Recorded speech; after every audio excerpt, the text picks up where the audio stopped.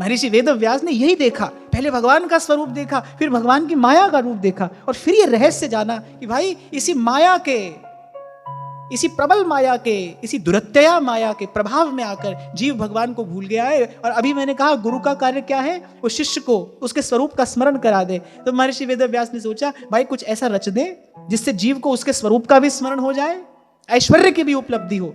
नारद जी ने अपनी चर्चा में कहा ना, 3 चीजें भगवान ने दी। बोले मुझे अपने स्वरूप का ज्ञान कराया, ऐश्वर्य प्रदान किया। अरे ऐश्वर्य अर्थात छत्र चवर रिद्धि सिद्धि आदि नहीं, ऐश्वर्य अर्थात निष्कामता। भगवान ने मुझे निष्कामता प्रदान की। ये बात गांठ बांध कर रख लेना, छोटी सी बात पर बड़े काम की है। सबसे बड़ा ऐश्वर्य क्या है? निष्कामता सबसे बड़ा ऐश्वर्य है। चाह गई चिंता मिटी मनुआ बेपरवाह। कभी कबीर चुटकी लेते हुए कहते हैं, 7 गांठ को पीन में कहे इंद्र को रंग। अपनी कौपीन में 7 टांके लगे हैं, 7 गांठ कौपीन में। क्या नेक सा वस्त्र लगता है कौपीन में? बोले उसमें भी 7 गांठ हैं, 7 गांठ कौपीन में कहे इंद्र को रंग। कौन सा ऐश्वर्य है इसके पास भाई जो ये इंद्र को रंग बता रहा है? बोले इसके पास निष्कामता है। कई कई टुकड़े जोड़कर कुंभनदास जी पाग बनाकर पहनते थे। उस समय भाई कोई कितना भी अभावग्रस्त क्यों ना हो, पर पाग के साथ ही उसकी वेशभूषा पूरी मानी जाती थी। ध्रुवदास जी कहते हैं, बोले जैसे पाग के बिना बसंत शोभा नहीं देता, पाग के साथ ही जो वेशभूषा है पुरुष की वो पूर्ण मानी जाती थी। बोले कई कई छोटे छोटे छोटे फटे पुराने चिथड़े जोड़कर कुंभनदास जी पाग बनाकर पहनते थे। वो कुंभनदास जी अकबर के दरबार में जाकर और बड़ी मीठी मीठी फटकार अकबर को लगा रहे हैं। क्या है कुंभनदास जी के पास? बोले निष्कामता रूपी ऐश्वर्य दिया है भगवान ने। और ये जो निष्कामता रूपी ऐश्वर्य है, नारद जी ने कहा भगवान ने मुझे दिया, भगवान के अतिरिक्त कोई नहीं दे सकता।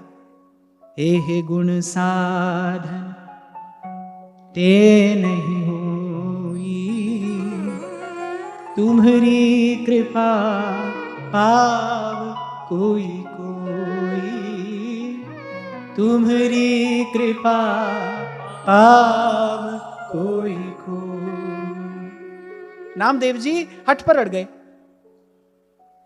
वो रांका वांको को कुछ दीजिए आप। हमसे बोले देखा नहीं जाता इनकी जो दशा है, वो उनके पास न वस्त्र है न भोजन है, कई कई दिन भूखे निकल जाते हैं, तन ढकने के लिए वस्त्र नहीं है। बोले प्रभु आपको थोड़ा संकोच नहीं होता इनको देखकर? अब भगवान ने कहा भाई दिया किसको जा सकता है? जो लेना चाहे। जो लेना नहीं चाहे उसको किसी भी प्रकार से दिया नहीं जा सकता। जैसे कह देते हैं ना, नहीं नहीं हम तो लेना नहीं चाहते थे, बस वो दे गए। नहीं नहीं, जो लेना नहीं चाहता उसको कोई नहीं दे सकता। उसको यहां भगवान नहीं दे पा रहे हैं, तुमको कोई कैसे दे गया? आप लेना चाहते थे। आपकी स्वीकृति ही द्वार है। स्वीकृति है तो ही कोई वस्तु आप तक आएगी, आपकी स्वीकृति होगी। यही थोड़ी देर पहले मैं आपसे कह रहा था, आपके जीवन में जो है भाई वो आपका संकल्प है, आपकी स्वीकृति है। उसमें स्वीकृति नहीं है तो भगवान ही नहीं दे सकते भाई, संसार कैसे दे जाएगा? तो नामदेव जी हट पर अड़ गए। बोले आप देते क्यों नहीं इनको कुछ? भगवान ने कहा चलो देकर देख लेते हैं। डाल दी सोने की मोहर की थैली रास्ते में। फिर जो घटना घटी तो सब आप जानते हैं। रांका जी सोने पर मिट्टी डाल रहे थे। बांका जी बोले अरे मिट्टी पर मिट्टी डाल रहे हो। इतना निष्प्रिय चित्त उनका, ऐसी निष्प्रियता। नामदेव जी फिर भी नहीं माने, हट पर अड़े रहे। फिर रांका बांका ने फटकार दिया, प्रभु को कहा, बोले प्रभु आप बार बार क्यों हमें लज्जित करते हैं? ये लेने देने की बात करके प्रभु आप क्यों हमें बार बार लज्जित करते हैं? क्या हमारे भाव में किसी प्रकार का कोई अभाव है? भगवान को ही संकोच में डाल दिया। बोले आप ऐसी बात हमसे क्यों करने आए हैं? बार बार हम आपसे कह चुके हैं किसी भी प्रकार की आपकी कृपा से हमें कोई इच्छा नहीं है, आपसे कुछ नहीं चाहते हैं, केवल आपको चाहते हैं, आपसे कुछ नहीं चाहते। ये बात पूछकर बोले आप हमें बार बार लज्जित कर रहे हैं। तो ठाकुर जी ने कहा बोले हम थोड़ी आए हैं ये लेकर आए हैं, हमको पीछे नामदेव जी थे। तो बांका जी ने तो थोड़ा फटकार दिया नामदेव जी को। भक्तमाल में ऐसा ही लिखा है। नामदेव जी को क्या बोली बांका जी? बोले अरे सिर मुड़े, तो तुझे इतना भी ज्ञान नहीं है, इतनी भी समझ नहीं है? बोले ऐसे प्रभु को क्या ऐसे बन बन भटकाया जाता है? बोले इसलिए भगवान का भजन किया जाता है, इसलिए प्रभु की भक्ति की जाती है। यह ऐश्वर्य है जो भगवान देते हैं। नामदेव जी से कहा नहीं प्रभु ने, राका भाका का वो भाव, वो भक्ति प्रकट कराने के लिए कि देख ले संसार, मैं जिसको ऐश्वर्य देता हूं उसको फिर मुझसे भी किसी प्रकार की कोई कामना नहीं रहती। जब भगवान देते हैं स्वस्वरूप का ज्ञान, ऐश्वर्य और अपनी भावपूर्ण भक्ति, तब जीव तृप्त होता है। इसलिए मेरे तुलसी बाबा कह रहे हैं, तुम कृपाल जा पे अनुकूला,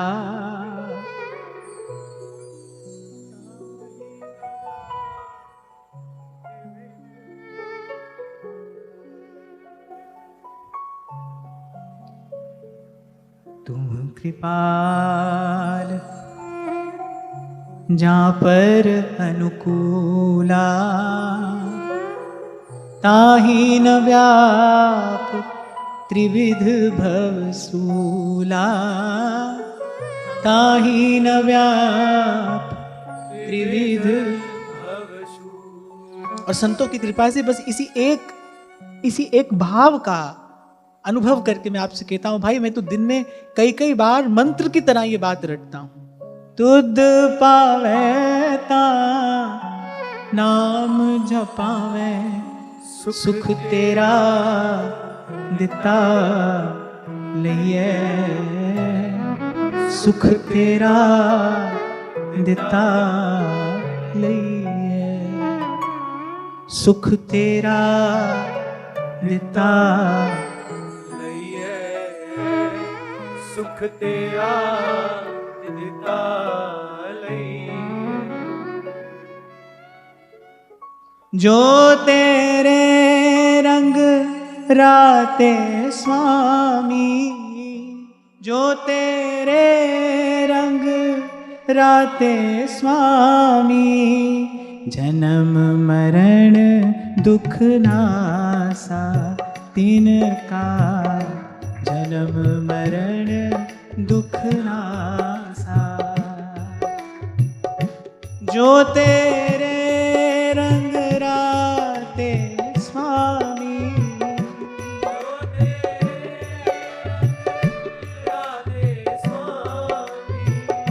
जन्म मरण दुख नासा तिनका, जन्म मरण दुख नासा।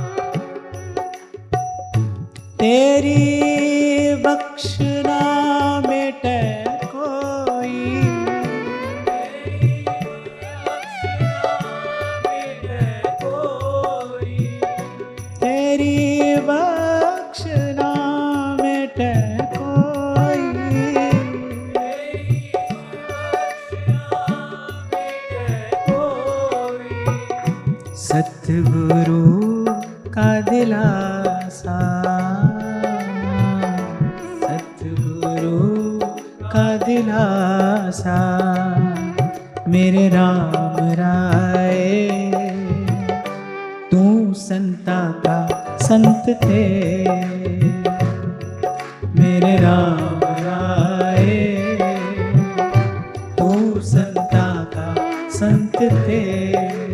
तेरे सेवक को पौकिछ नाही,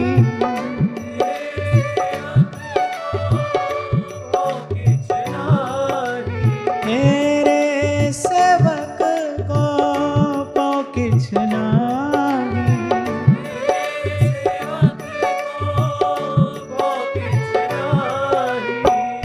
जमुना आवे नेरे, जमुना आवे नेरे, मेरे राम राय तू संता का संत तेरे, मेरे राम राय तू संता का संत तेरे।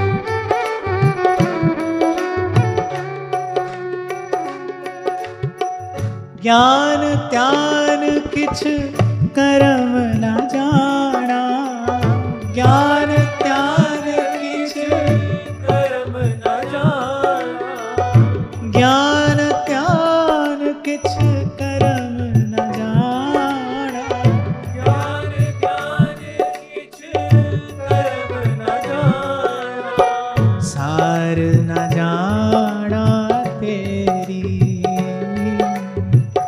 सार न जाना तेरी, सब तो वड्डा सतगुरु नानक, सब तो वड्डा सतगुरु नानक, जिस पत राखी मेरी, जिस पत राखी मेरी, मेरे राम राय तू संता का संत तेरे, मेरे राम राय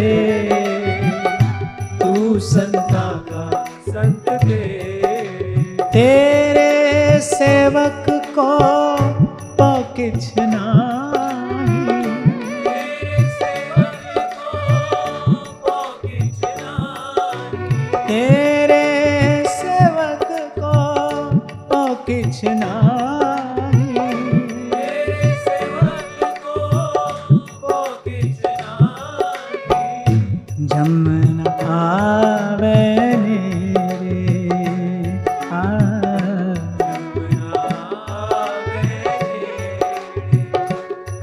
मेरे राम राय तू संता का संत तेरे, मेरे राम राय तू संता का संत तेरे, अनर्थोपशमं साक्षात् भक्ति योगम अधोक्षजे, लोकस्या जानतो विद्वान् चक्रे सात संहिता। तो पहले तो वो अनर्थ का मूल पकड़ा कि भाई ये सारे अनर्थ हैं क्यों? बोले भगवान को भूल जाने के कारण है, भगवत विस्मृति के कारण है। विस्मृति का कारण क्या है? बोले माया है। बोले माया की निवृत्ति कैसे होगी? माया की निवृत्ति तो केवल भगवत शरणागति से संभव है। भगवान ने स्वयं कह दिया दैवी येषा गुणमयी मम माया दुरत्यया और मामेव ये प्रपद्यन्ते माया मेतां तरन्ति। भगवान ने बात कह दी भाई मामेव मेरी ही, मामेव माने मेरी ही। ये भी कह सकते थे भाई चलो मेरी भी शरण में आ जाओ, कहीं और भी चले जाओ ना। भगवान ने कहा मामेव मेरी ही शरण में अगर कोई आए, बोले उसी की अनर्थ निवृत्ति संभव है। जीवन में सारे अनर्थ किस कारण है?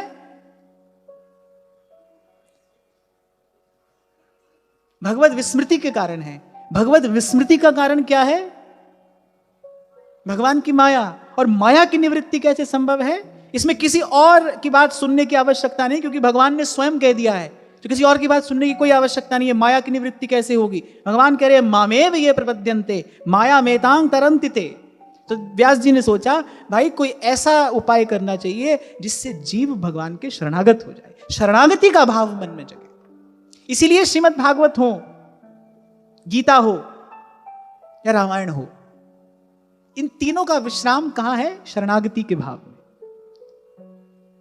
गीता कहां विश्राम लेती है? सर्वधर्मान परित्यज्य मामेकम शरणम व्रज। और वहां तुलसी बाबा कह रहे हैं श्रवण सुजस सुनियाय प्रभु भंजन भव भी, त्राहि त्राहि आरत हरन सरन सुखद रघुबीर। तुलसी बाबा त्राही त्राही करते आए हैं, जैसे सूरदास जी आए हैं दोनों हाथ उठाकर हा हा करते हुए, अब मैं नाचो थक्यो गोपाल। त्राही त्राही आरत हरन शरण सुखद रघुबीर, मौसम दीन न दीन तुम समान रघुबीर, अस विचारी रघुवंश मणि हरहु विषम भवभी, हरहु विषम भवभी। और इन सदग्रंथों के, इन सत शास्त्रों के कथन श्रवण का फल यही है कि जीव की ईश्वर के चरणों में शरणागति हो जाए, प्रपत्ति। भक्ति सिद्धांत के प्रकाशक जगत गुरु भगवान श्री रामानुजाचार्य, उनका तो सारा सिद्धांत किसी एक भाव पर खड़ा है। उनकी उपासना का प्राण क्या है, मेरुदंड क्या है? प्रपत्ति, शरणागति। जीव शरण में चला जाए। तो महर्षि वेदव्यास ने कहा कि भाई नारद जी ने सही भूल बताई हमारी, हमने अनेक अनेक ग्रंथों की रचना कर दी, अनेक अनेक मत विचार उसमें कह दिए। पर नारद जी ने कहा, बोले कलयुग का जीव पहले ही भटका होगा, समय अनुप्रतिकूल होगा, उसका मन पहले ही बिखरा होगा। और आपने जो ये सब कहा, बोले इसको पढ़कर तो और बिखर जाएगा, चित्त भ्रमण कारणम, चित्त और भ्रमित हो जाएगा। और होता है, ऐसा ही होता है, प्रमाण है हमारे पास। तो प्रमाण है, श्री हरिराम व्यास जी सब पढ़ते रहे, सब पढ़ डाला, सब पढ़ डाला। पर जब वृंदावन पहुंचे, जब जब चरण शरण मिली समर्थ सदगुरु की, अब कह रहे हैं अब मैं वृंदावन धन पायो। जैसे किसी को चैन की सांस आती है ना, ऐसे जीव को, शरीर को नहीं, ऐसे जीवात्मा को चैन की सांस आती है जब प्रभु की चरण शरण मिलती है। अब मैं वृंदावन धन पायो, सोवत हो तो विषय मंदिर में। ये ग्लानि सूचक शब्द हैं, जब तक सोया था मैं, सोवत हो तो विषय मंदिर में, हितु गुरु टेर जगायो, अब मैं वृंदावन धन पायो। लेकिन जैसे कबीर दो पंक्तियों में अपनी दोनों स्थितियों का वर्णन कर देते हैं, पहले ये मन काग था, करता जीवन धार। ऐसे व्यास जी ने भी कहा, सोवत हो तो विषय मंदिर में, हित गुरु टेर जगायो। और फिर गुरु की कृपा से क्या हुआ, पहले हमारा मोल तोल सब बदल गया, हमारा स्वरूप स्वभाव बदल गया। वहां कबीर कह रहे हैं, अब तो मन हंसा भया, मोती चुग चुग खा।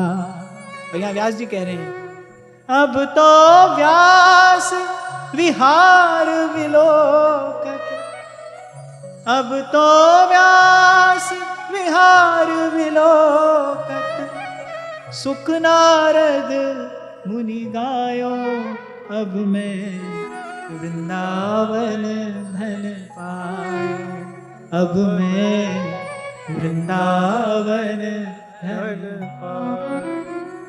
तो आज ये जो एक सूत्रात्मक बात प्रकट हुई, ये जो विचार प्रकट हुआ, इसको ध्यान रखना। जीवन में सारे अनर्थ भगवत विस्मृति के कारण है। विस्मृति का कारण माया है। माया की निवृत्ति केवल प्रभु की शरणागति से संभव है। और शरणागति कैसे संभव है? ये मन जो विषय के जंगल में भूला भटक रहा है, इसकी शरणागति कैसे संभव है? मन मस्त हाथी पे मुनिया रे बैठी, अंकुश दे दे हारी। शरणागति कैसे संभव है? सब संतन मिल ज्ञान बताया, सब संतन मिल ज्ञान बताया, मुनिया हो गई न्यारी। ये मुनिया पिंजरे वाली ना, ओ मुनिया पिंजरे वाली ना। सब संतन मिल ज्ञान। शरणागति कैसे होगी? प्रथम भक्ति संतन करी। संत पहले न्यारा करेंगे, संत पहले न्यारा करेंगे, और फिर सत्संग की कृपा से जब भगवत मिलन की लालसा जगेगी, और फिर निरंतर सत्संग के सत्पुरुषों के सेवन से जब वो लालसा प्रवृद्धमान होगी, फिर गुरु आएगा, फिर गुरु आएगा। संत ले जाकर वहां बैठा देंगे। संत क्या देगा? सत विचार देगा। संत क्या देगा? सत संकल्प देगा। अलख डाल पे मुनिया रे बैठी, पी ज्ञान की बूटी। अलख डाल पे मुनिया बैठी, पी ज्ञान की बूटी। सतगुरु मिल गए जुगत बता दी, सतगुरु मिल गए जुगत बता दी, हरि नाम ले छूटी। मुनिया पिंजरे वाली ना, ओ मुनिया पिंजरे वाली।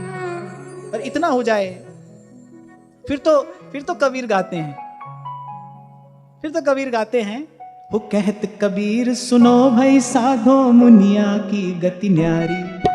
कहत कबीर सुनो भाई साधो मुनिया की गति न्यारी। कहत कबीर सुनो भाई साधो मुनिया की गति न्यारी।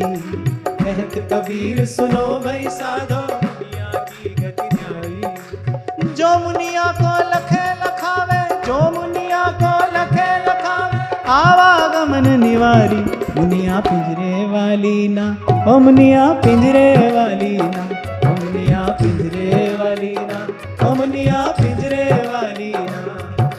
सतगुरु है व्यापारी, तेरा साहिब है व्यापारी। सतगुरु है व्यापारी, तेरा साहिब है व्यापारी।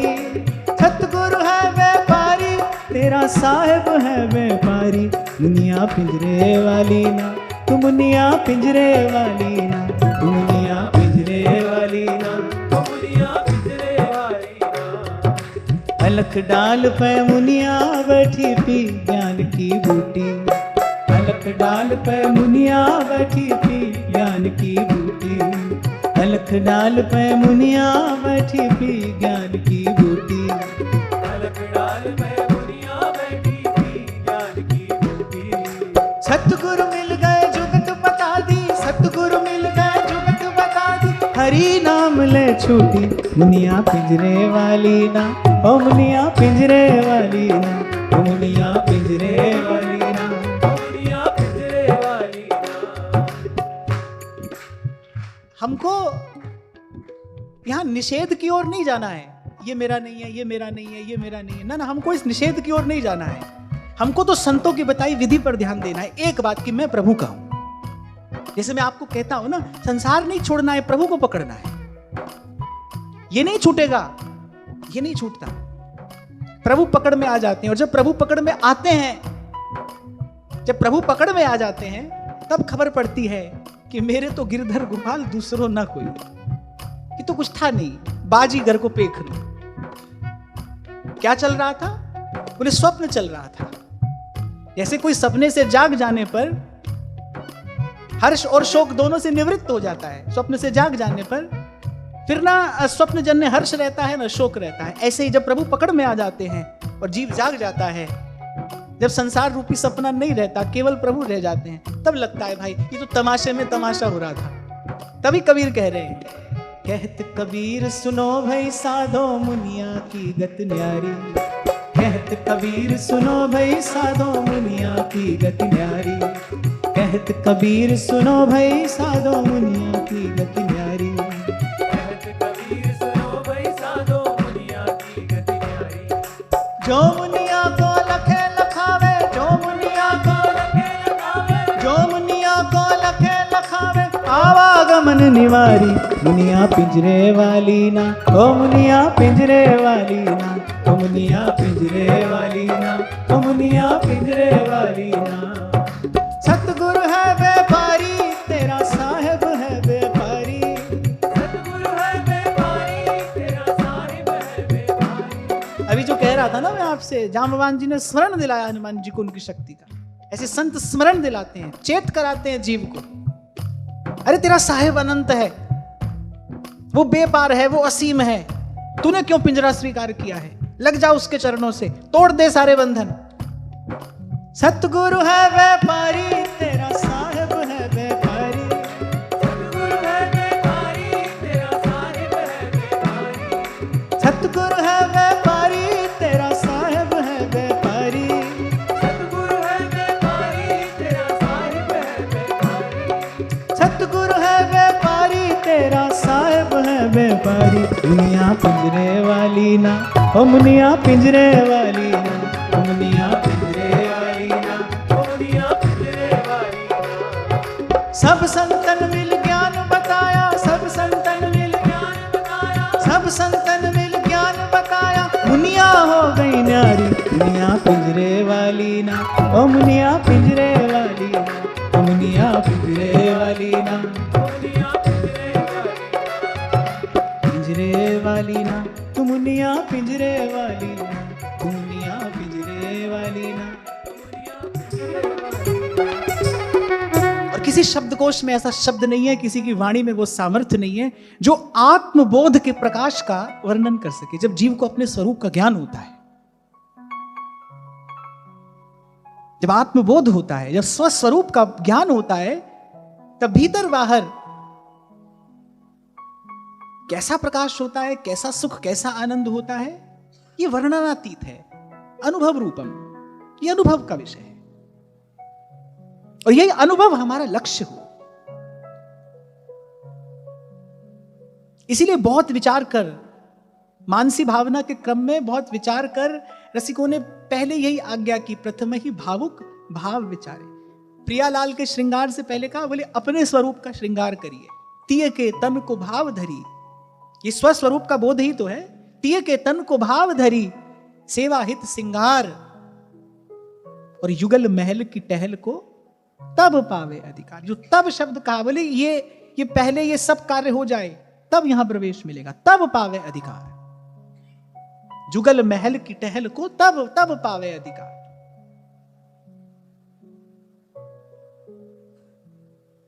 और ये सारी अनर्थ निवृत्ति इसी प्रकार संभव है। पहले तो प्रभु की चरण शरण ग्रहण कर ले, फिर प्रभु की चरण शरण में बने रहें। क्या है ना, जीव स्वभाव से दुष्ट है, फिर विमुख हो जाता है। गुरु प्रभु की चरण शरण में लगाता है, जीव फिर विमुख हो जाता है। तभी सहजोबाई कहती है, विषय और जाने नहीं देवो। ये जीव की दशा है। ढूर ढूर जा गह गह लेवो, ढूर ढूर जा गह गह लेवो। इसका विचार करके महर्षि वेद व्यास ने परमहंसों की संगीता इस श्रीमद् भागवत का प्रणयन किया, इसकी रचना की। और इसका महात्म्य, इसकी महिमा क्या है? यस्याम वै श्रूयमाणायां कृष्णे परम पुरुषे भक्तिरुत्पद्यते पुंसः शोकमोह भयापहा।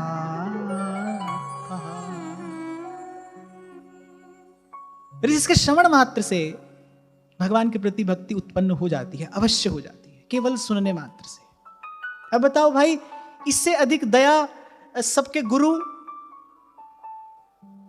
श्री वेद व्यास जी और क्या करते? इससे अधिक आप पर, मुझ पर क्या कृपा होगी? कह जिसके श्रवण मात्र से यस्याम वै श्रूयमाणायाम कृष्णे परम पुरुषे भक्तिरुत्पद्यते पुंसः शोक मोह भयापहा।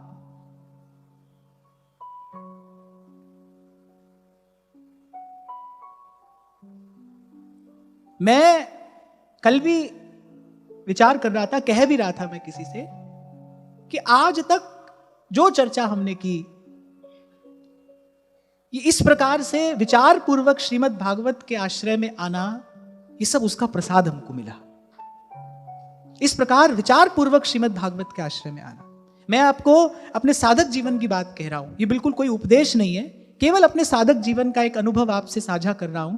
और ये बात अब समझ में भी आई कि क्यों श्री सेवक जी महाराज ने आदेशात्मक स्वर में कहा कि प्रथम जो सुखमुख वचन सुनावहु, तब श्री हरिवंश सुनाम कहावहु। वहां व्यास जी कह रहे हैं, सुखमुख वचन रचन कह कोटिक, बिगड़े व्यास सुधारे, भावत हरि प्यारे के प्यारे। मैंने अपने साधक जीवन में जितनी उन्नति, एक साधक जीवन में जो उन्नति अपेक्षित होती है, मैंने अपने साधक जीवन में जितनी उन्नति श्रीमद् भागवत जी के चिंतन से पाई, वो अवर्णनीय है। ये अद्भुत है, ये श्री कृष्ण ही है। कितना भी बिखरा हुआ मन क्यों ना हो, अगर कोई भावपूर्वक, भक्ति पूर्वक श्रीमद् भागवत जी की चरण शरण ग्रहण करे, क्योंकि ये स्वयं श्री कृष्ण है, यदि कोई इनकी शरण में आ जाए, कितना भी बिखरा हुआ मन क्यों ना, वो सिमट कर एक बार तो कृष्णमय हो जाता है। योत्फलम च नंदनंदनम, इसका फल श्री कृष्ण है, श्री कृष्ण का अनुराग है। इसके गर्भ में भगवान है, इस कथा के गर्भ में आनंद कंद विराजमान है। और ये वृंदावन धाम की कृपा है कि भाई यत्र तत्र आना जाना जब तक हो रहा था, तब तक अनेक अनेक विषयों पर चर्चा होती रहती थी। जब तक एक ठिकाना नहीं मिलता, तब तक ऐसी चर्चा संभव नहीं थी। जो श्री रैदास जी ने कहा कि कहें कथा और अर्थ विचारें, कथा कहानी तो हो जाती, पर ये अर्थ नहीं विचार पाते। यदि ऐसा ऐसा सुयोग ना बनता तो। मैं आते आते आज इसी बात का चिंतन करते हुए आ रहा था कि ऐसा लग रहा है कि हमारे जीवन में तो चाचा श्रीहित वृंदावन दास जी की ये पंक्तियां प्रत्यक्ष हो रही हैं कि ये वृंदावन ये रवि जातट ये सतसंग न पावो।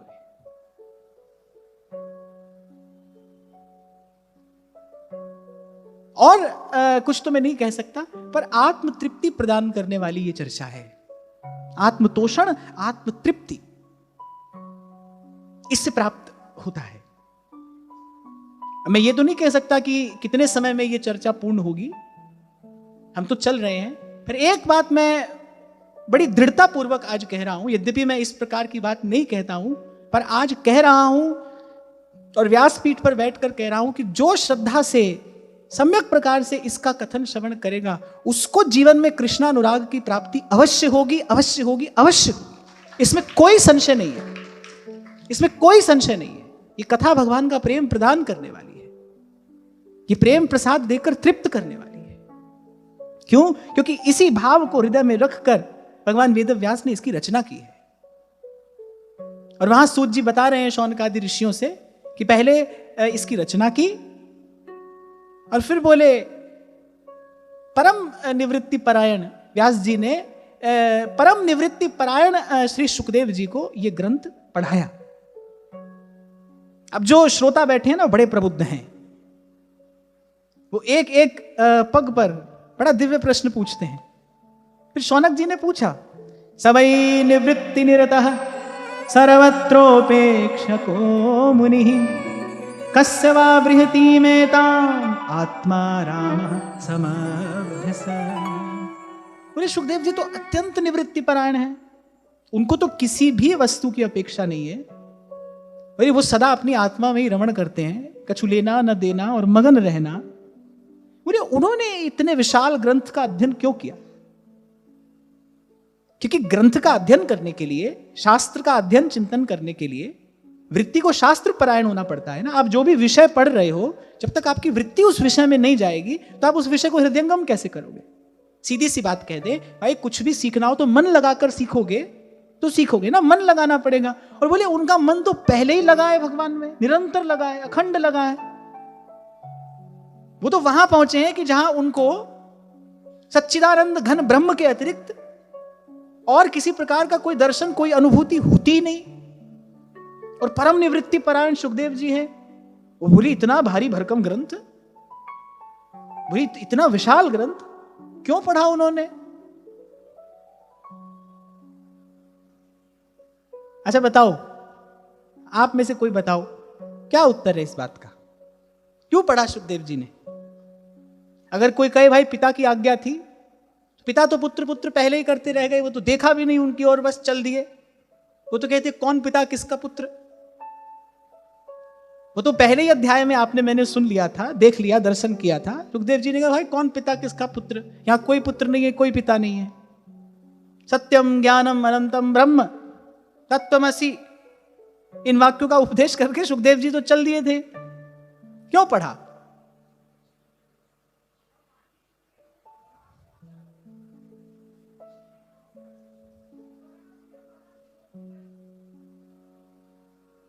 चलो सूत जी से ही सुनते हैं। आत्मा रामाश्च मुनयो निर्ग्रंथा अप्युरुक्रमे कुर्वन्त्य हेतुकीं भक्तिं इत्थं भूत गुणो हरि। बोले वो जो ज्ञानी हैं, जिनकी अविद्या की गांठ खुल गई है, जिनको अब कहीं कोई द्वंद नहीं है, जो सतत अपने आत्मा में रमण करने वाले आत्मा राम हैं, बोले वो भी भगवान की भक्ति करते हैं। क्यों? मुक्तया अपि विग्रहं कृत्वा तं भजन्ते, भगवान शंकराचार्य कह रहे हैं। बोले जो मुक्त हो गए हैं वो भी शरीर धारण करके आते हैं, जननी के गर्भ में आते हैं। किस लिए? भगवान का भजन करने के लिए। बोले आखिर ऐसा क्यों है? शौनक आदि ऋषियों ने सही प्रश्न पूछा। बोले वो जो बिल्कुल निर्ग्रंथ चित्त हैं, आत्मा राम है, वो उनको अध्ययन अध्यापन में लगाना संभव नहीं है। अब भाई पढ़ा है तो फिर किसी को पढ़ाएंगे भी, क्योंकि अध्ययन जो होता है वो अध्यापन के साथ ही पूर्ण होता है। अगर आप कुछ पढ़ रहे हैं तो आपको पढ़ाना भी पड़ेगा। अब किसी को पढ़ाने नहीं निकल पड़ना, अपने मन को पढ़ाना पड़ता है, पढ़कर अपने मन को पढ़ाया जाता है। इसी से अध्ययन अध्यापन पूर्ण होता है। तो वो तो अध्ययन अध्यापन से विरत परम निवृत्ति परायण है।